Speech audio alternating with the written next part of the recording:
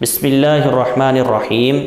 بعض لوگوں میں یہ بات پھیلی ہوئی ہے کہ محرم کے مہینے میں خصوصاً شروع کے 10 دنوں میں شادی بیاہ کرنا اور خوشی کا کام انجام دینا یہ حرام ہے، اور خوشی کا کوئی کام کرنے سے اس میں خیر و برکت نہیں ہوتی اور وہ کام منحوس ہو جاتا ہے۔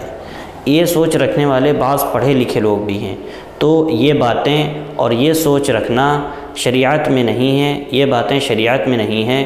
محرم اور اس کے علاوہ دیگر دوسرے مہینے میں نکاح کرنے سے، اسی طریقے سے کوئی خوشی کے کام کرنے سے ممانعت نہیں ہے۔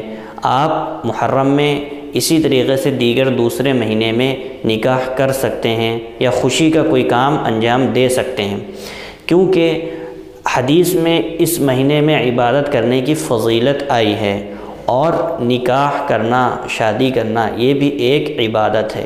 چنانچہ حدیث شریف میں ہے کہ نکاح کرنے سے آدمی کا آدھا ایمان مکمل ہو جاتا ہے، باقی آدھے کے لیے اللہ تعالیٰ سے ڈرے۔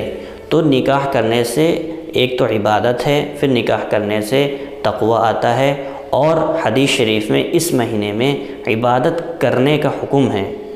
تو چونکہ نکاح بھی ایک عبادت ہے، اس لیے اس مہینے میں نکاح کر سکتے ہیں، اور جس طریقے سے دیگر دوسرے مہینوں میں نکاح کر سکتے ہیں، اسی طریقے سے محرم کے مہینے میں بھی نکاح کر سکتے ہیں۔ اس میں کوئی حرج نہیں ہے، شریعت کی طرف سے کوئی ممانعت نہیں ہے۔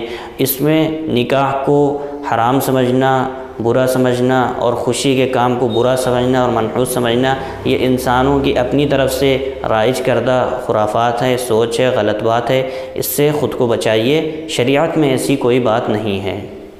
فَاسْأَلُوا أَهْلَ الذِّكْرِ إِن كُنتُمْ لَا تَعْلَمُونَ۔